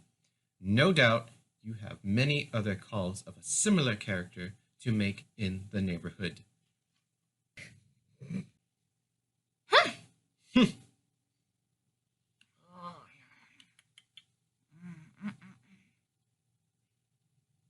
Gwendolyn, darling, a moment. May I ask if you are engaged to be married to this young lady? To dear little Cecily? Of course not. What could have put such an idea into your pretty little head? Thank you. You may. I knew there must be some misunderstanding, Miss Fairfax. The gentleman whose arm is at present around your waist is my guardian, Mr. John Worthing. I beg your pardon? This is Uncle Jack. Jack? Oh! Here is Ernest. My own love! A moment, Ernest. May I ask if you... Are you engaged to be married to this young lady? To what young lady? Good heavens! Gwendolyn! Yes, to good heavens, Gwendolyn. I mean to Gwendolyn. Ha ha ha ha ha! Of course not! What could have put such an idea into your pretty little head? Thank you. You may. I felt there was some slight error, Miss Cardew. The gentleman who is now embracing you is my cousin, Mr. Algernon Moncrief. Algernon Moncrief? Oh! Are you called Algernon? I cannot deny it. Oh! Is your name really John? Well, I could deny it if I liked. I could deny anything if I liked. But my name certainly is John. It has been John for years. A gross deception has been practiced on both of us. My poor wounded Cecily. My sweet wronged Gwendolyn. You will call me sister, will you not? There is just one question I would like to be allowed to ask my guardian. An admirable idea. Mr. Worthing, there is just one question I would like to be permitted to put to you. Where is your brother Earnest? We are both engaged to be married to your brother Earnest, so it is a matter of some importance to us to know where your brother Earnest is at present. Gwendolyn, Cecily, it is very painful for me to be forced to speak the truth. It is the first time in my life that I have ever been reduced to such a painful position, and I am really quite inexperienced to do anything of the kind. However, I will tell you quite frankly that I have no brother Ernest. I have no brother at all. I never had a brother in my life, and I certainly have not the smallest intention of ever having one in the future. No brother at all? None. Had you never a brother of any kind? Never, not even of any kind. I am afraid it is quite clear, Cecily, that neither of us is engaged to be married to anyone. It's not a very pleasant position for a young girl suddenly to find herself in, is it? Let us go into the house. They will hardly venture to come after us there. No, men are so cowardly, aren't they? This ghastly state of things is what you call Bunburying, I suppose. Yes, and a perfectly wonderful Bunbury it is. The most wonderful Bunbury I have ever had in my life. Well, you've no right whatsoever to Bunbury here. That's absurd. One has a right to Bunbury anywhere one chooses. Every serious Bunburyist knows that. Serious Bunburyist? Good heavens! Well, one must be serious about something if one wants to have any amusement in life. I happen to be serious about Bunburying. What on earth you are serious about, I haven't got the remotest idea. About everything I should fancy, you have such an absolutely trivial nature. Well, the one small satisfaction I have in the whole of this wretched business is that your friend Bunbury is quite exploded. You won't be able to run down to the country quite so often as you used to, dear Algy. And a very good thing, too. Your brother is a little off color, isn't he, dear Jack? You won't be able to disappear to London quite so frequently as your wicked custom was. And not a bad thing, either. As for your conduct towards Miss Cardew, I must say that you are taking in a sweet, simple, innocent girl like that is quite inexcusable. To say nothing of the fact that she's my ward. I can see no possible defense at all for your deceiving a brilliant, clever, thoroughly experienced young lady like Miss Fairfax, to say nothing of the fact that she is my cousin. I wanted to be engaged to Gwendolen, that is all. I love her. Well, I simply wanted to be engaged to Cecily. I adore her. There's certainly no chance of your marrying Miss Cardew. I don't think there's much likelihood, Jack, of you and Miss Fairfax being united. Well, it's no business of yours. If it was my business, I wouldn't talk about it. It is very vulgar to talk about one's business. Only people like stockbrokers do that, and then merely at dinner parties. How you can sit there calmly eating egg roll when we are in this horrible trouble, I can't make out. You seem to me to be perfectly heartless. Well, I can't eat egg rolls in an agitated manner. The sauce would probably get on my cuffs. One should always eat egg rolls quite calmly. It is the only way to eat them. I say it's perfectly heartless of your eating egg rolls at all under the circumstances. Well, when I'm in trouble, eating is the only thing that consoles me. Indeed, when I am in really great trouble, as anyone who knows me intimately will tell you, I refuse everything except food and drink. At the present moment, I am eating egg rolls because I am unhappy. Besides, I am particularly fond of egg rolls. Well, that is no reason why you should sit there and eat them all in that greedy manner.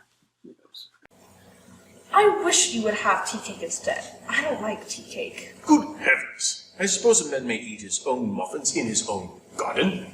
But you've just said it was perfectly heartless to eat. I said it was perfectly heartless of you under the circumstances. That is a very different thing.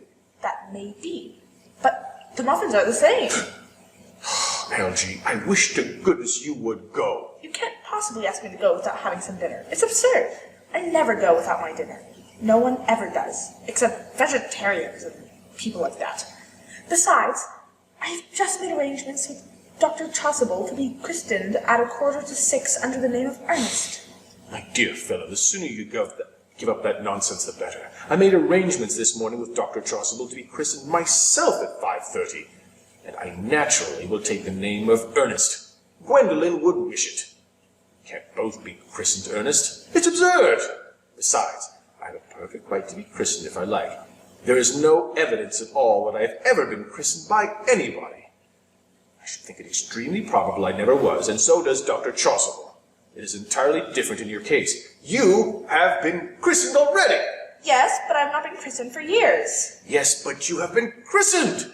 That is the important thing. Quite so. So, I know my constitution can stand it. If you are not quite sure about you ever having been christened, I must say I think it rather dangerous you're venturing on it now.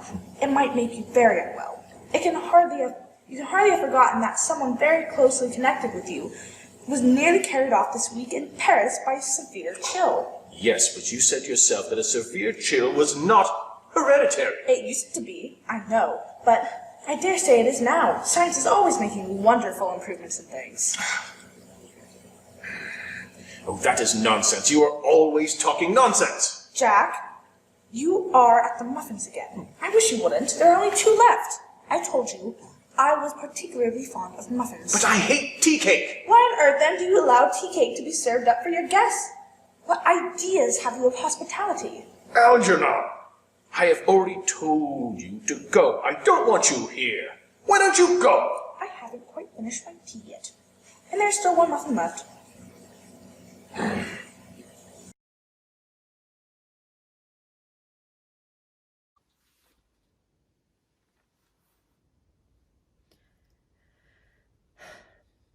The fact that they did not follow us at once into the house, as anyone else would have done, seems to me to show that they have some sense of shame left.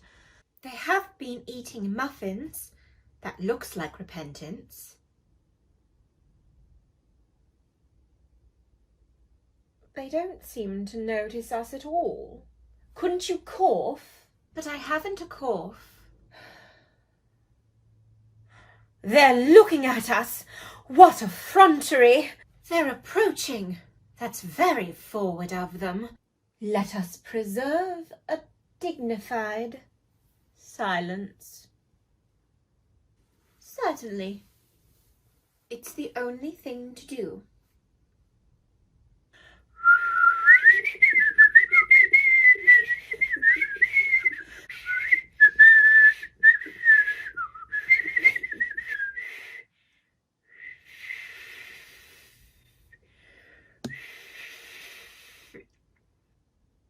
This dignified silence seems to produce an unpleasant effect, a most distasteful one, but we will not be the first to speak.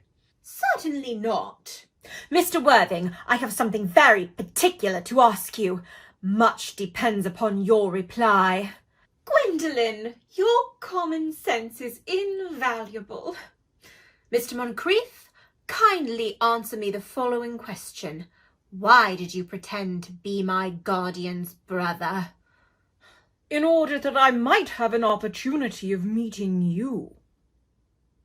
That certainly seems like a satisfactory explanation, does it not? Yes, dear, if you can believe him. I don't. But that does not affect the wonderful beauty of his answer. True.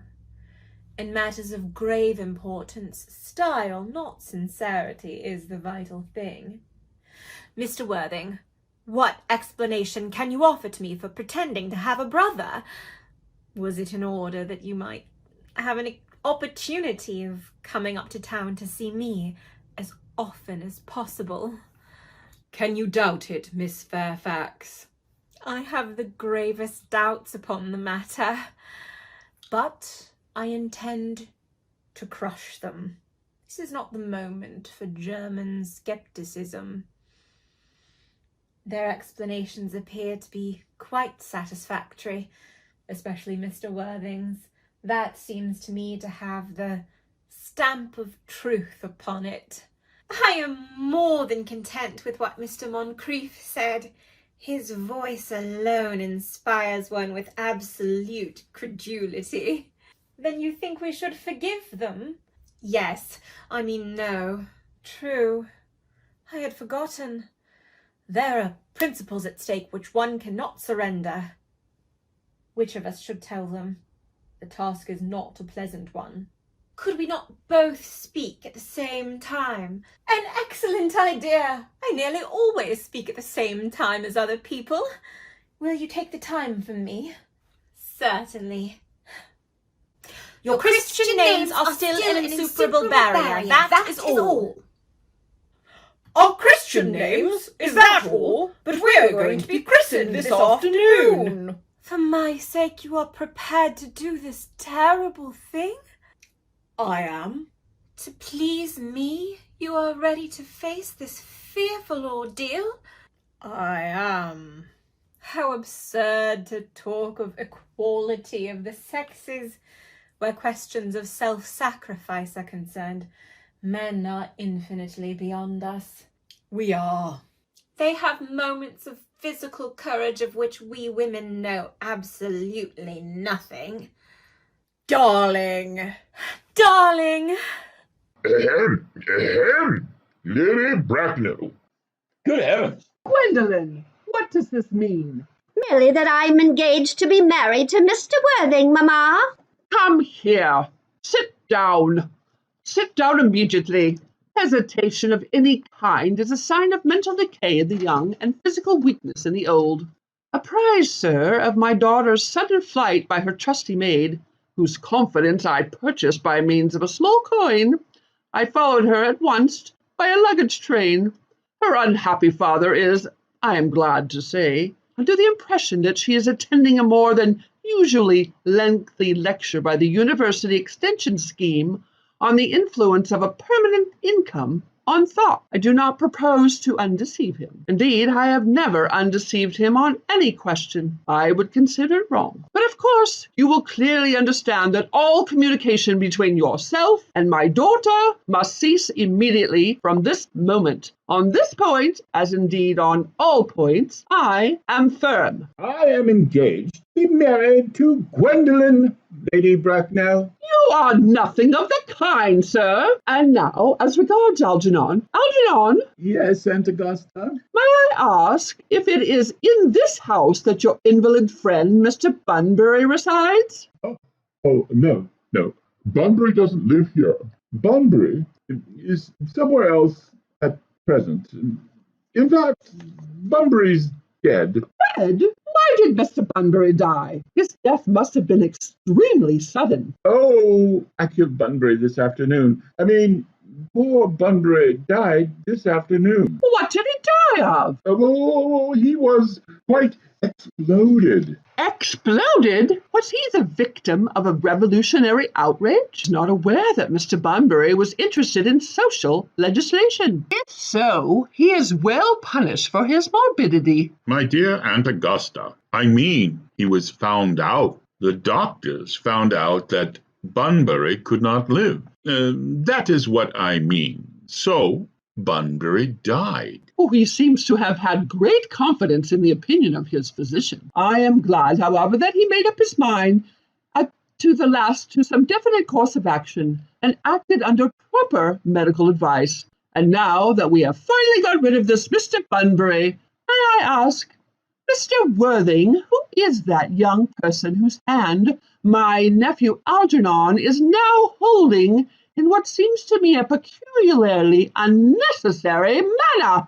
That lady is Miss Cecily Cardew, my ward. I am engaged to be married to Cecily, Aunt Augusta. I beg your pardon? Mr. Moncrief and I are engaged to be married, Lady Bracknell. I do not know whether there's anything particularly exciting in the Earnest part of Hertfordshire, but the number of engagements that goes on seems to be of considerably above the proper average that statistics have laid down for our guidance. I think some preliminary inquiry on my part would not be out of place. Mr. Worthing, is Miss Cardew at all connected with any of the larger railway stations in London? I merely desire information. Until yesterday, I had no idea there were any families or persons whose origin was a terminus. Miss Cardew is the great-granddaughter of the late Thomas Cardew of 149 Belgrave Square, Southwest Gavesey Park, Dorking, Surrey, and the Sporran, Fifeshire, N.B. That sounds not unsatisfactory.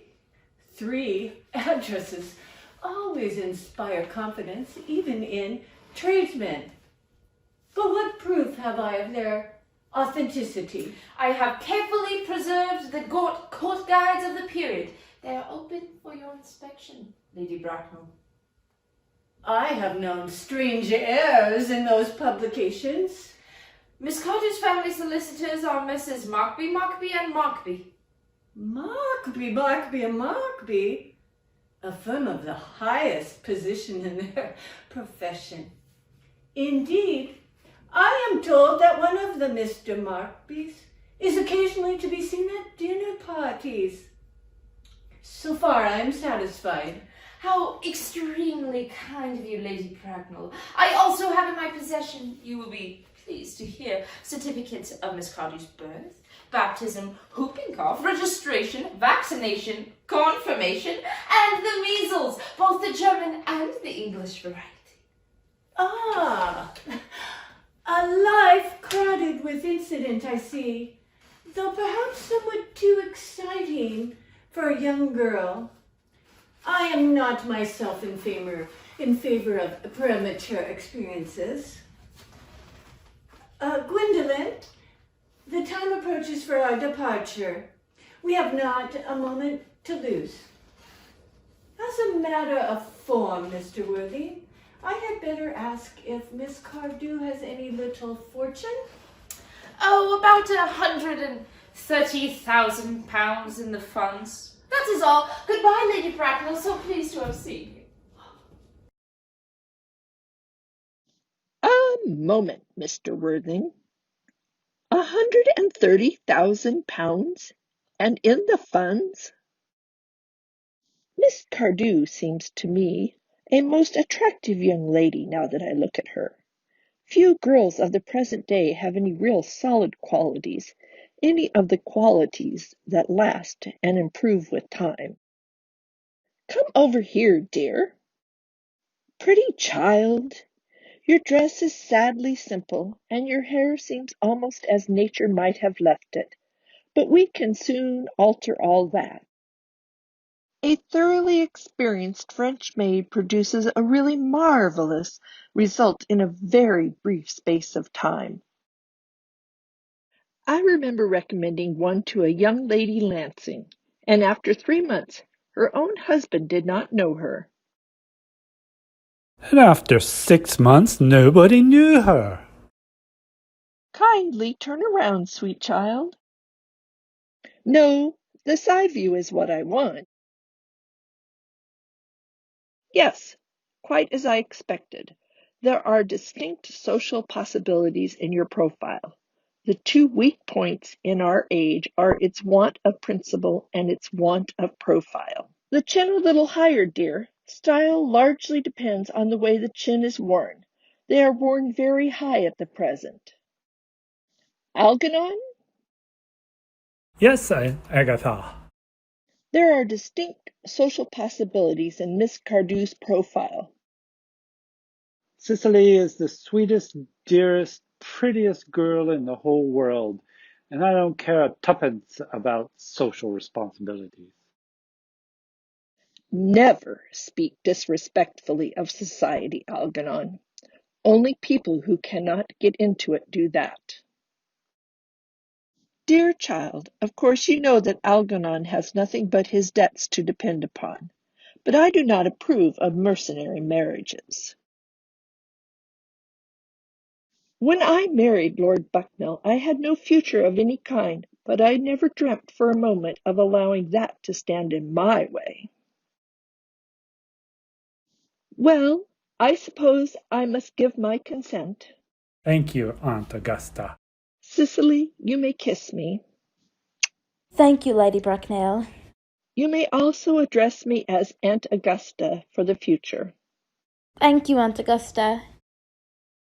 The marriage, I think, had better take place quite soon. Thank you, Aunt Augusta. Thank you, Aunt Augusta. frankly, I'm not in favor. Oh.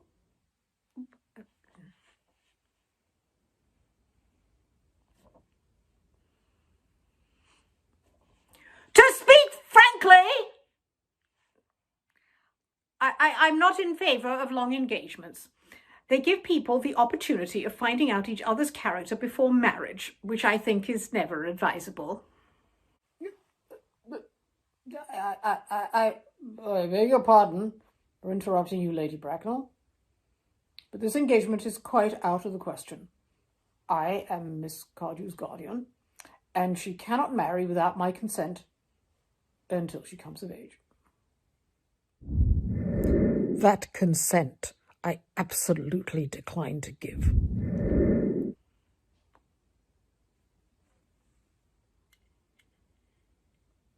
On what grounds, may I ask? Algernon is an extremely, I may almost say, an ostentatiously eligible young man. He has nothing, but he looks everything. What more can one desire? It pains me very much to have to speak frankly.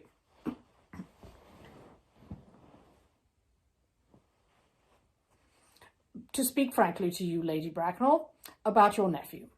But the fact is, I do not at all approve of his moral character. I suspect him of being untruthful. Untruthful? My nephew Algernon? Impossible! He's an Oxonian. I fear there can be no possible doubt about the matter. This afternoon, during my temporary absence in London on an important question of romance, he obtained admission to my house by means of the false pretense of being my brother.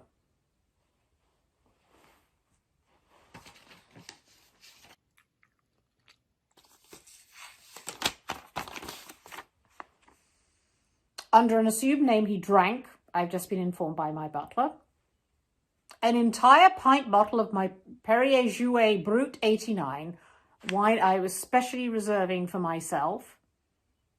Continuing his disgraceful deception, he succeeded in the course of the afternoon of alienating the affections of my only ward.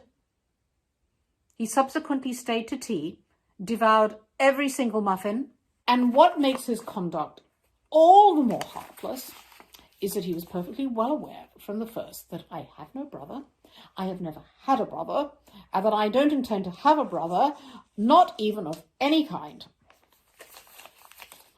I distinctly told him so myself yesterday afternoon. Mr. Worthing, after careful consideration, I have decided entirely to overlook my nephew's conduct toward you. That is very generous of you, Lady Bracknell. My own decision, however, is unalterable. I decline to give my consent. Come here, sweet child. How old are you, dear?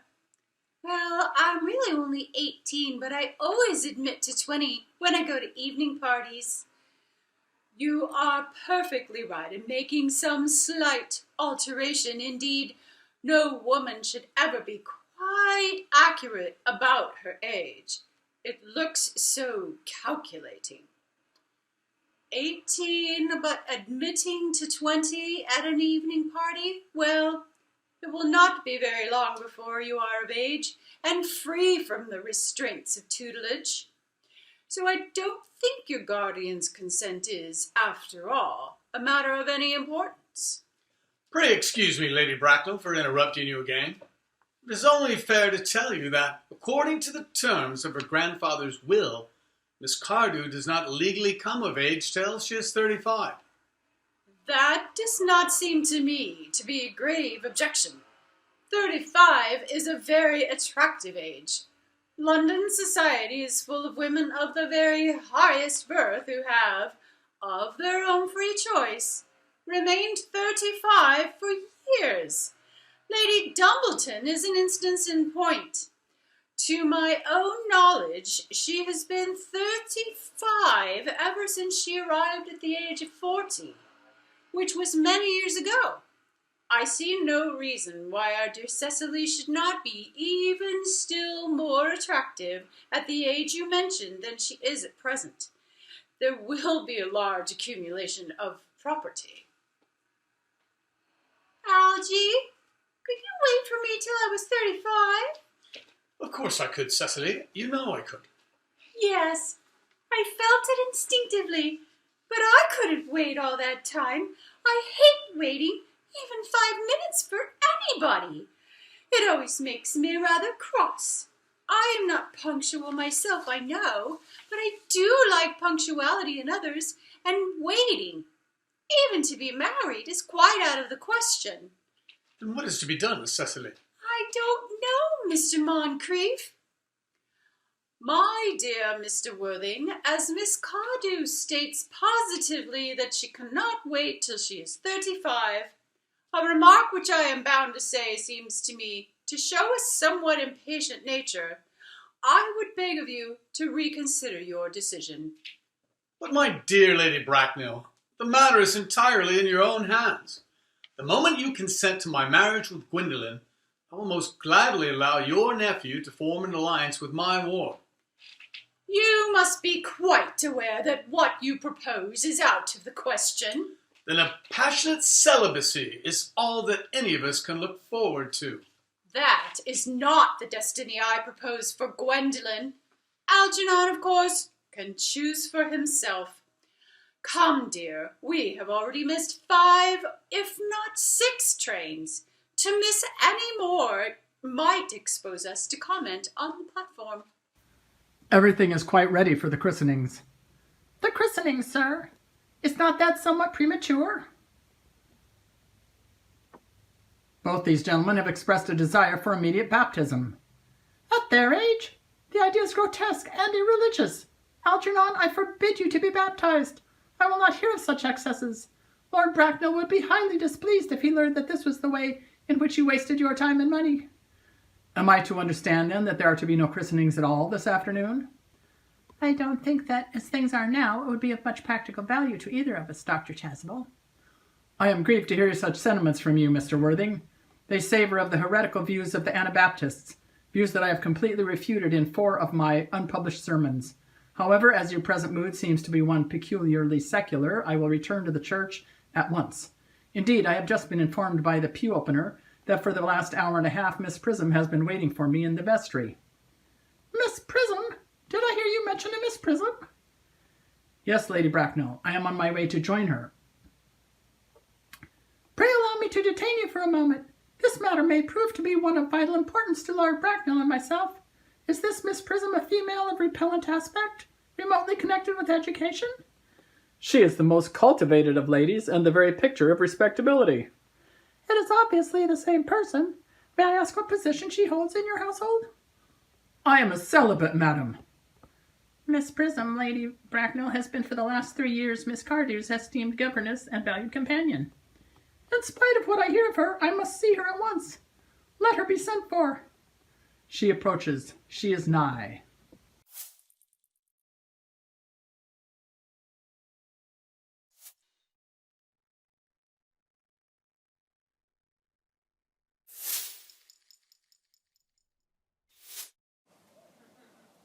I was told you expected me in the vestry, dear Canon. I've been waiting for you for an hour and 3/4. Prism! Prism! Where is that baby? 28 years ago, Prism, you left Lord Bracknell's house, number 104, Upper Grosvenor Street, in charge of a perambulator that contained a baby of the male sex. You never returned. A few weeks later, through the elaborate investigations of the Metropolitan Police, the perambulator was discovered at midnight, standing by itself in a remote corner of Bayswater. It contained the manuscript of a 3-volume novel of more than usually revolting sentimentality. But the baby was not there. Prism, where is that baby? I admit with shame that I do not know. I only wish I did. The plain facts of this case are these. On the morning of the day you mentioned, a day that is forever branded in my memory, I prepared as usual to take the baby out in its perambulator. I had also with me a somewhat old but capacious handbag to which I intended to place the manuscript of a work of fiction I had written during my few unoccupied hours. In a moment of mental abstraction, of which I never came to forgive myself, I deposited the manuscript in the bassinet and placed the baby in the handbag. Where did you deposit the handbag? Do not ask me, Mr. Worthing. Miss Prim, this is a matter of no small importance to me. I insist on knowing where you deposited that handbag that contained the infant. I left it in the cloakroom of one of the larger railway stations in London. What railway station? Victoria, the Brighton line. I must retire to my room for a moment. Gwendolyn, wait here for me.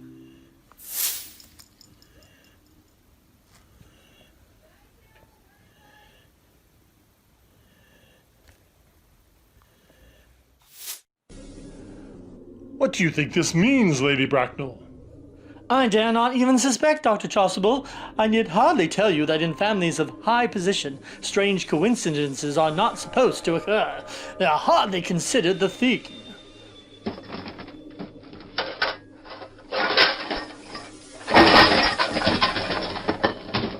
Uncle Jack seems strangely agitated. Your guardian has a very emotional nature. His noise is extremely unpleasant. It sounds as if he was having an argument. I dislike arguments of any kind. They are always vulgar and often convincing. It has stopped now.